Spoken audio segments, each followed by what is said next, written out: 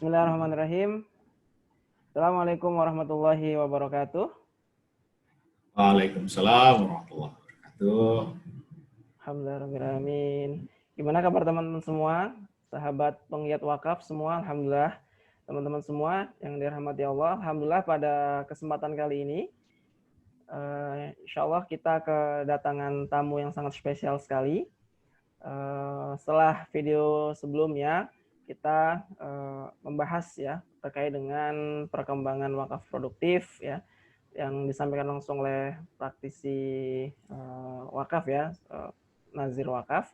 Alhamdulillah pada video kali ini insya Allah kita akan sharing, akan mendengarkan, lebih tepatnya akan belajar dari ahlinya gitu ya. Alhamdulillah insya Allah pada malam hari ini tamu spesial itu adalah Pak Urip Budiarto, dan alhamdulillah beliau saat ini aktif di KNEKS Pak ya, Komite Nasional Ekonomi dan Keuangan Syariah Republik Indonesia, dan jabatan beliau adalah Kepala Divisi Dana Sosial Syariah KNEKS.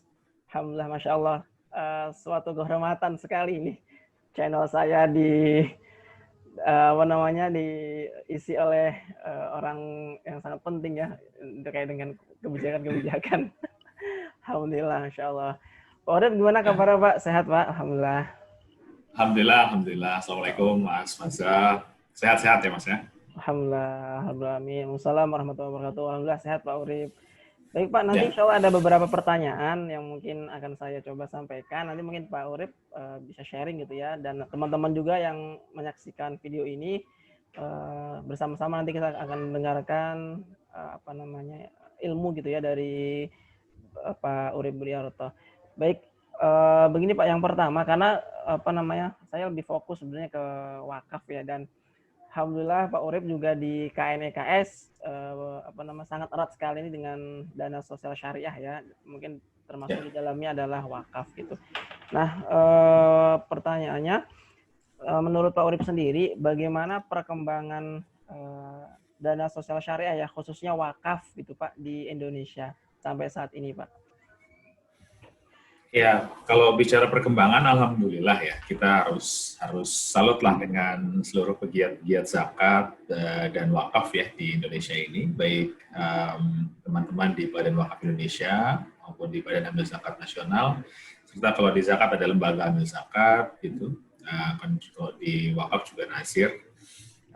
Tentu semuanya perlu proses ya, dan proses hari ini cukup banyak yang sudah sangat bertumbuh dan sangat progresif, dan lebih membahagiakannya lagi sebenarnya ekosistem Ziswaf ya itu sudah semakin membesar, tidak hanya di level lembaga amil zakat maupun Nazir saja gitu, tapi sudah semakin banyak pihak-pihak non Nazir dan lembaga zakat yang terlibat gitu dalam pengembangan wakaf dan pun zakat ini ya.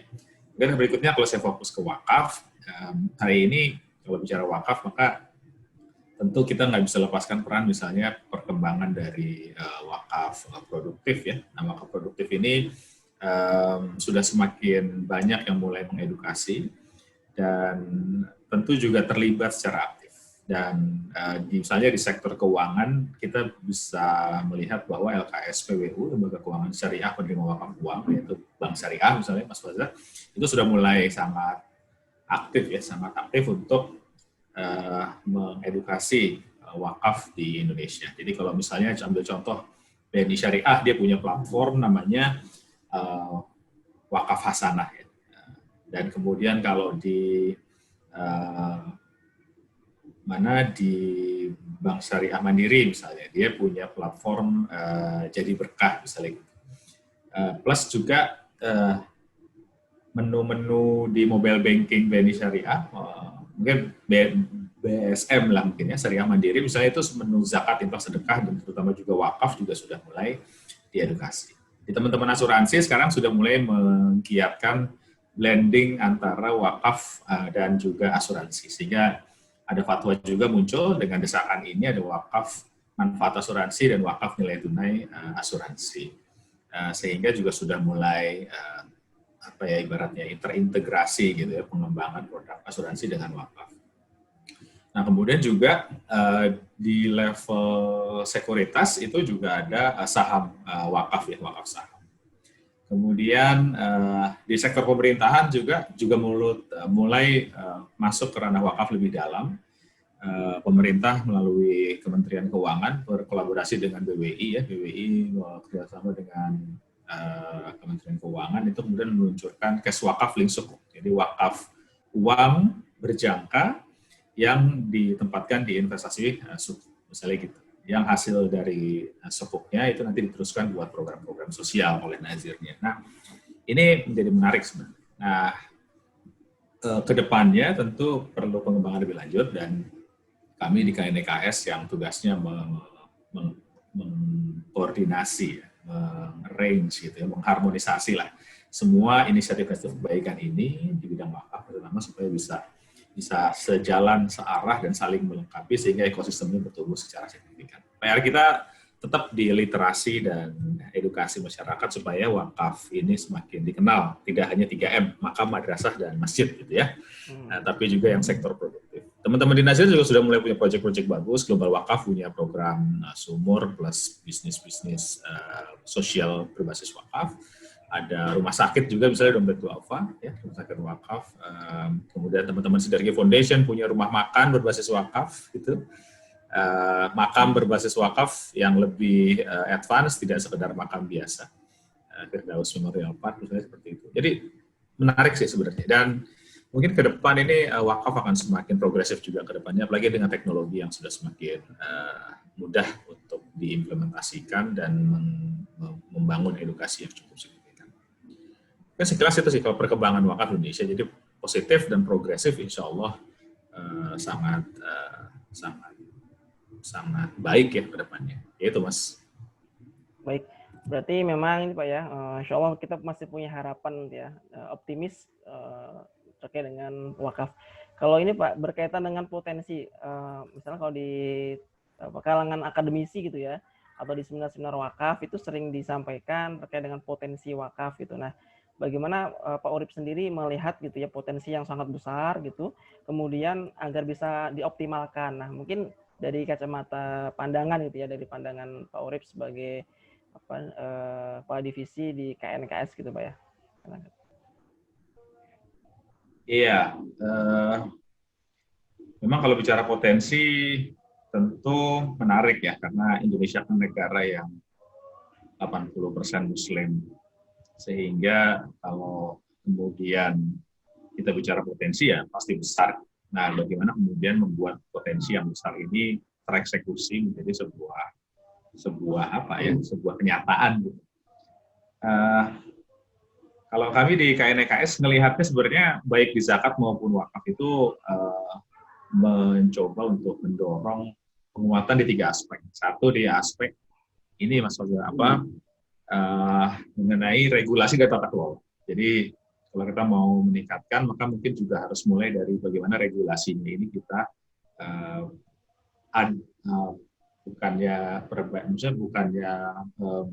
bukannya rubah ya, tapi mungkin perbaiki ya. Mana yang sudah baik diambil, mana yang kurang baik ini kita tingkatkan gitu. Jadi aspek regulasi, gimana caranya kemudian dia bisa keep up dengan kecepatan zaman ini ya, digitalisasi, uang yang tidak lagi hanya cash gitu, uang elektronik gitu kan, blockchain misalnya. Nah, ini regulasi-regulasinya seperti apa?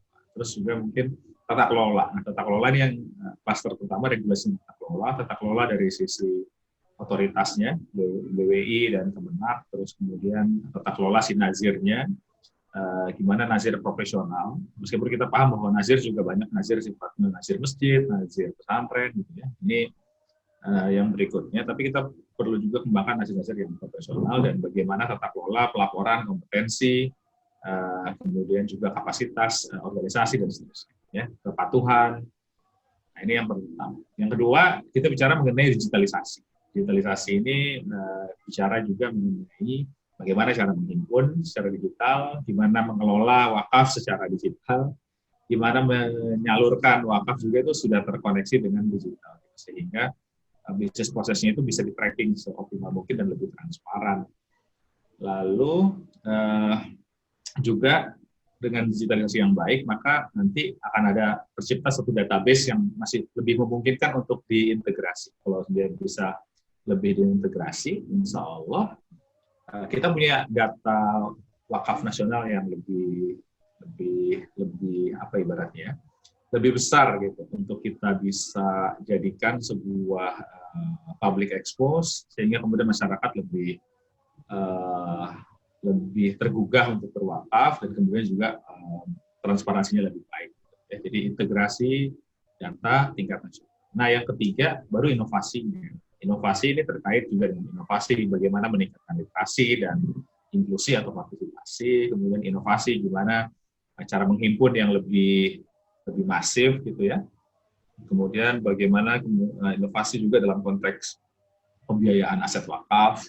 Ya, karena banyak aset wakaf kan karena wakaf tidak bisa dijaminkan, maka dia butuhkan alternatif pembiayaan yang cukup kreatif lah gitu ya, supaya bisa terbangun si aset di atas tanah wakaf itu. Juga bicara mengenai inovasi terkait produk-produk instrumen keuangan syariah yang mungkin bisa blending ke wakaf dan lain sebagainya, termasuk juga pengelolaan proyek, pengelolaan penyaluran gitu ya. Kita terus menunggu sih inovasi-inovasi yang memungkinkan dalam kaitannya wakaf ini bisa menumbuhkan aset wakaf supaya lebih cepat. Jadi supaya nggak ketinggalan gitu. Jadi perbankan, fintech itu kan sudah sangat advance, ya, e-commerce, crowdfunding itu sudah sangat advance untuk memanfaatkan digital. Gimana caranya inovasi di wakaf ini para nazir-nazir juga bisa menggunakan teknologi dalam berinovasi seoptimal mungkin, serta inovasi-inovasi produk-produk syariah, produk-produk sektorial gitu ya, wakaf yang kemudian jadi minimarket, gimana cara ngelolanya, wakaf yang jadi lahan perkebunan, lahan sawit, gimana cara ngelolanya, kayak gitu. Mungkin ini perlu yang kita kembangkan terus.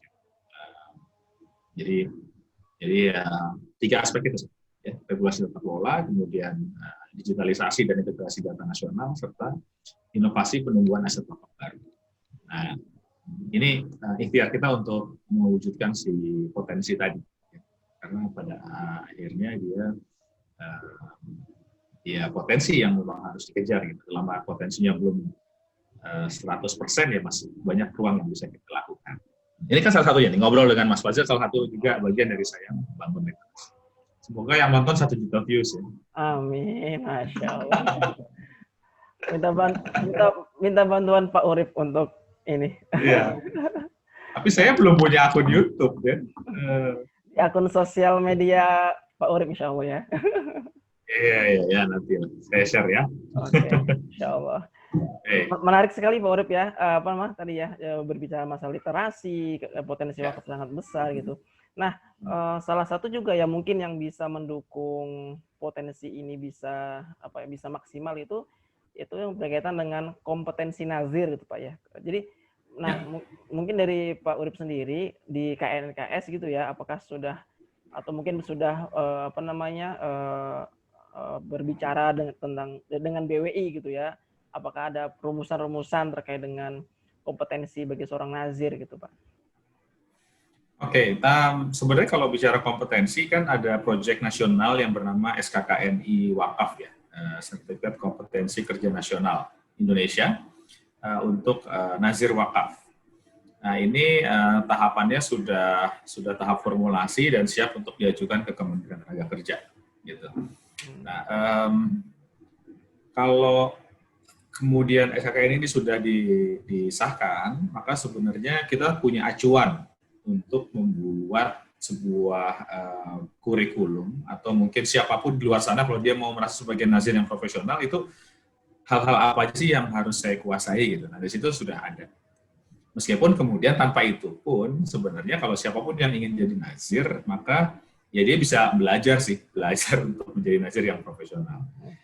Setahu saya BWI maupun Kementerian Agama itu sudah sering melakukan sosialisasi dan edukasi kepada nazir-nazir supaya bisa meningkatkan kompetensi dan kualifikasinya dalam mengelola wakaf. Tapi tentu itu kan juga bukan hal yang mudah karena bisa jadi banyak nazir itu ujuk-ujuk dapat status sebagai nazir. Jadi banyak nazir adalah kiai atau mungkin ustadz gitu yang karena kebaikan jamaah langsung diberikan wakaf oleh jamaahnya, dan otomatis karena ikrar wakaf itu mensyaratkan nazir ya ketika dibawa ke KUA ya otomatis lah sama ustadz atau kiai ini juga langsung menjadi nazir. Dan dengan 300.000 lokasi tanah wakaf di Indonesia, maka kurang lebih sebanyak itulah jumlah nazir perorangan yang ada di Indonesia. Gimana caranya mendevelop 300.000 nazir itu secara mudah ya, tentu perlu diverifikasikan ya. Dan besar sekali ini jumlahnya, gimana caranya. Nah, tapi tentu karena pun kebutuhan di lapangan belum tentu mereka membutuhkan kompetensi yang ibaratnya advance gitu. Ya mungkin bertahap. Yang sekarang difokuskan sebenarnya peningkatan kompetensi untuk mereka nazir yang sifatnya nazir badan hukum gitu ya, nazir yayasan, nazir perkumpulan gitu. Dan nazir yang bergerak di sektor wakaf produktif. Nah, ini yang penting sebenarnya untuk tingkatkan kompetensinya karena tentu mengelola aset sosial dan mengelola aset produktif itu punya turunan-turunan kompetensi yang perlu dimiliki supaya kemudian sebenarnya niat baiknya adalah supaya aset wakaf itu tidak hilang. Apakah tanah, apakah saham, apakah surat berharga, apakah uang itu sendiri sebagai harta wakaf maka tidak hilang. Nah, ini yang perlu disadari karena intinya kan ketika seseorang berwakaf, dia melepaskan kepemilikan pribadi kepada kepemilikan Allah Subhanahu wa Ta'ala. Jadi nazir itu sebenarnya ngelola hartanya Allah. Nah, sehingga kalau kemudian hartanya Allah ini hilang, maka sebenarnya ada faktor, apakah dia faktor kelalaian, apakah dia faktor force major, apakah dia faktor memang resiko bisnis misalnya gitu, atau resiko apapun gitu. Nah, ini perlu dimitigasi. Nah, kita punya acuan namanya wakaf core principle ya, kalau dalam Bank Indonesia merilis itu wakaf core principle. Ada resiko-resiko ketika kita mengelola aset wakaf seperti halnya orang mengelola bisnis. Nah, itu harus di manajemen, harus dimitigasi. Gimana caranya supaya resiko-resiko kerugian atas harta wakaf itu terminimalisasi. Nah, ini yang perlu disadari ya oleh teman-teman di Nazir. Kita mendorong terus teman-teman di Nazir untuk belajar terus, dan kemudian meningkatkan kapasitas, kita berdiskusi bareng apa tantangannya dan bagaimana sehingga mereka punya perbaikan dari hari ke hari gitu untuk mengelola wakaf. Gitu sih Mas.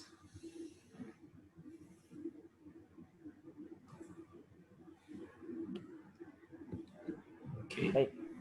Alhamdulillah. Jadi memang untuk kedepannya itu Pak ya, berarti memang kompetensi ini ya tadi rumusan-rumusan itu memang sangat diperlukan sekali ya untuk nazir, baik itu badan hukum maupun, dan menjadi PR tadi ya Pak, 300.000 nazir individu ya, perorangan tuh Masya Allah tuh. Baik, memang jadi tugas kita bersama. Ini Pak, selanjutnya Pak, terkait dengan ini, bagaimana sih Pak agar orang gitu ya, masyarakat kita itu mau berwakaf gitu Pak, artinya ajakan apa sih yang bisa kita sampaikan gitu Pak? Apalagi kan semoga sih video ini bisa ditonton oleh banyak orang, jadi bisa menggerakkan mereka untuk berwakaf itu Pak. Masya Allah. Ya sebenarnya kembali ya, kalau acuan kita kenapa perlu berwakaf, karena memang dalam Islam kita ditantang terus untuk memberikan apa yang kita miliki ini untuk kebaikan umat gitu ya. Karena kalau dalam konteks ayatnya At-Taubah ya, Ali Imran 92 gitu. Lan tanalul birra hatta tunfiqu mimma tuhibbun gitu ya. Nah, tentu kita belum sampai pada kebajikan yang sempurna sebelum kita menafkahkan sebagian harta yang paling kita cintai. Kan gitu ya. Nah, kalau ini kejadiannya, maka sebenarnya di Ali Imran 92 ini Allah meminta kita, mari kita mengurus dunia ini menjadi pribadi yang ibaratnya berkelebihan, berkelimpahan hak rezeki, tapi juga jangan lupa kalau Allah juga menantang kita berikutnya untuk menafkahkan atau menginfakkan sebagian harta yang paling dicintai untuk kebajikan yang sempurna. Gitu. Nah, jadi kalau sudah berzakat, sudah berinfak, itu sepertinya belum sempurna kalau mengacu ke ayat ini, kalau belum berwakaf. Nah, pertanyaannya apakah wakaf itu harus nunggu kaya dulu ya, punya tanah, punya rumah besar gitu ya. Tentunya sebenarnya tidak harus sih, karena apa? Karena sekarang ada wakaf uang. Walaupun sama-sama Rp500.000, yang satu akadnya infak, satu akadnya wakaf, pasti diterimanya berbeda. Jadi wakaf itu sekarang bukan lagi masalah kaya atau belum kaya, atau punya tanah luas atau belum punya tanah gitu. Ini masalah keikhlasan kita saja untuk melihat apakah kita cenderung ingin punya tabungan kebaikan gitu untuk di akhirat nanti. Kita kan butuh banget ya cadangan-cadangan pahala gitu, karena bisa jadi banyak kesalahan-kesalahan yang kita sengaja ataupun tidak kita sengaja itu terlewati, terlupakan gitu. Nah nanti ketika hisab kan kabarnya itu akan dikompensasi dengan pahala-pahala yang kita punya. Nah, maka akan ada orang yang merugi ketika amal perbuatannya itu, amal solehnya dilakuin gitu ya, nggak mabok, nggak judi gitu, sholatnya rajin, puasanya rajin gitu. Tapi ternyata ada kesalahan-kesalahan kita dengan sesama manusia yang tuh diklaim sama orang yang kita zolimi itu, dan kemudian mengambil pahala kita. Nah, stok pahala ini yang kita butuhin kan. Maka dalam konteks keberkahan hidup, kita pengen wakaf itu menjadi sesuatu yang menjadi pahala mengalir abadi, seperti hadis Rasul ketika manusia meninggal dunia, maka semuanya terputus kecuali 3 hal kan, sedekah jariah, ilmu yang bermanfaat, anak yang soleh. Anak yang soleh ya semoga kita punya, tapi ketika anak solehnya wafat, selesai itu doanya. Ilmu yang bermanfaat, apakah kita sekarang secerdas B.J. Habibie, ilmu kita belum sebanyak beliau-beliau, maka mungkin tinggal sedekah jariah yang memungkinkan kita untuk menabung pahala, sekali mengeluarkan harta, pahalanya bersemenerus.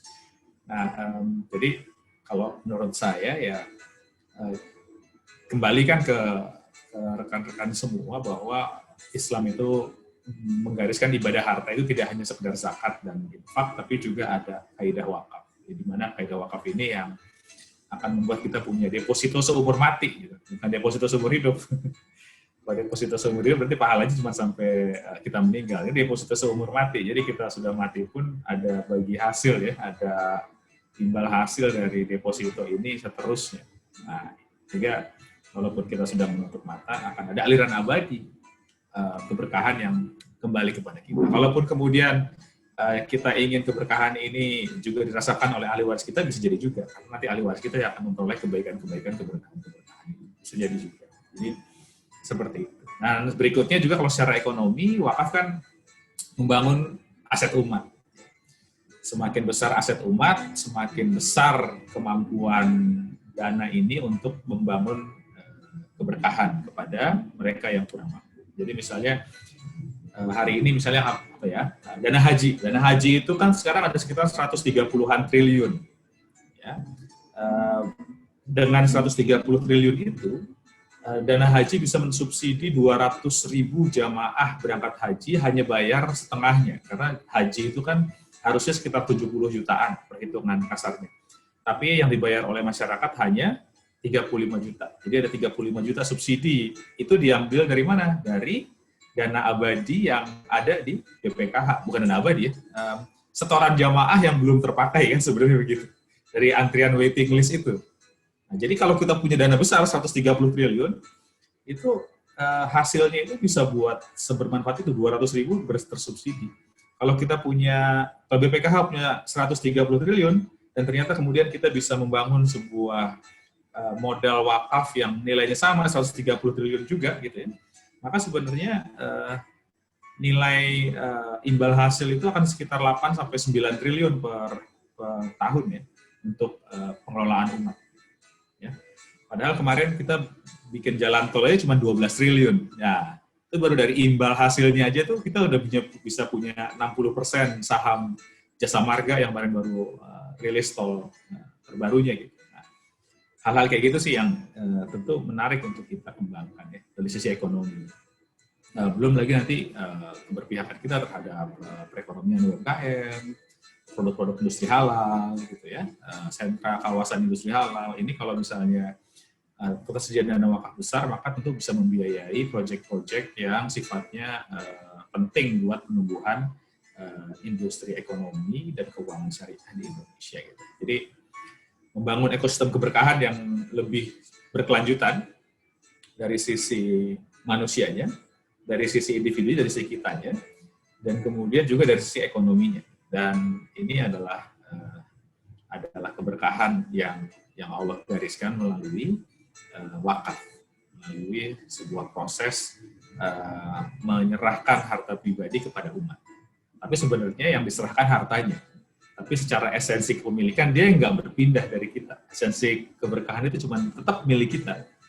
Namun depositonya itu dicatatkan kepada Allah Subhanahu Wa Taala. Jadi kalau biasanya Anda menempatkan deposito di bank, ketika berwakaf atau Anda menempatkan deposito di tangan Allah, gitu. Nah, nanti Allah yang ngasih bagi hasil depositonya setiap bulan, seumur mati. Nah, bukan seumur hidup. Ilustrasinya kayak gitu. Nah, jadi kenapa belum berwakaf ya? Semoga hanya masalah waktu saja. 1-2 hari ke depan, insya Allah bisa berwakaf ya. Tolong disempatkan. Amin, amin, insya Allah. Amin ya rabbal alamin. Pak Urip, sepertinya ini pertanyaan terakhir, Pak Urip. Nanti, siap. Oh ya, karena mungkin keterbatasan waktu juga ya. Dan Pak Urip juga mau istirahat kemungkinan. Ini Pak, yang dilakukan pemerintah untuk kedepannya Pak ya, agar mengoptimalkan dana sosial gitu ya. Baik itu ya zakat, infak, sedekah, wakaf itu seperti apa Pak yang mungkin yang bisa dilakukan pemerintah untuk kedepannya seperti itu? Iya, sebenarnya kalau tugas pemerintah kan ada 2, satu sih kalau di zakat dan wakaf kita punya Basnas dan BWI yang sudah mendapat mandat dari regulasi Indonesia untuk mengharmonisasi zakat dan wakaf Indonesia. Maka kalau dari sisi pemerintah kita melihatnya ini sudah ada sarananya, tinggal kita optimalkan bagaimana Basnas dan BWI ini bisa berperan, tidak hanya dalam konteks dia sebagai operator, tapi dia juga sebagai harmonisator, ya, ranger, dirijen atas kemana gerak ekosistem zakat dan ekosistem wakaf Indonesia. PR-nya masih banyak, karena bicara zakat itu kan Indonesia kultural ya. Orang tidak hanya berzakat ke lembaga seperti dompet wakaf atau rumah zakat atau Basnas, tapi juga ke masjid, ke pesantren, ke kiainya, ke saudara di kampung, ke tetangga dekat rumah, ke anak yatim yang ketemu di jalan, misalnya kayak gitu. Nah, ini kultur Indonesia yang menarik sebenarnya. Jadi tapi tetap perlu dioptimalkan. Belum lagi ada BMT, Baitul Mal wa Tamwil, yang juga mengelola siswaf di Baitul Malnya. Nah, ini kan perlu diharmonisasi, perlu didirijenkan gitu, dan perlu ada kolaborasi di antara semuanya. Jadi ini PR. Kalau di wakaf kita bicara mengenai ada nazir perorangan, ada nazir perkumpulan, ada nazir badan hukum, nazir yayasan pendidikan gitu ya. Pesantren juga. Jadi ini juga perlu diharmonisasi dan juga mungkin perlu diintegrasikan gitu dengan sektor-sektor keuangan. Nah, tapi pada akhirnya tetap kita mendorong Kementerian Agama yang menjadi sektoralnya, kemudian juga dengan entitas otoritasnya itu ada di BWI dan Basnas untuk lebih lagi bisa menggali bagaimana mengharmonisasi, menginovasi, mengintegrasi, mengkonsolidasi, dan seterusnya, memantau perkembangan zakat dan wakaf di Indonesia. Sampai nanti kita punya mekanisme baru, ya. Misalnya Kementerian Zakat dan Wakaf, gitu. Nah, itu nanti ke depannya. Tapi hari ini kita pakai instrumen yang ada, kita pakai kendaraan yang ada, gimana caranya bisa lebih solid di lapangan, bisa lebih harmonis, dan bisa lebih kolaboratif, dan berkelanjutan, ya, bertumbuh berkelanjutan. Mungkin itu sih. Dan kita juga mengharap ya talkshow seperti ini sangat baik untuk meningkatkan literasi, ya. Akademisi juga, media massa itu juga kita harapkan juga bisa turut terlibat sehingga lebih banyak masyarakat yang tercerahkan dan berpartisipasi dalam zakat dan wakaf. Begitu. Bismillah. Bismillah. Insya Allah kita yakin Pak ya. Bismillah, semoga ya, filantropi Islam ini insya Allah bisa menjadi solusi Pak ya untuk pembiayaan di negara kita ya, insya Allah diharapkan.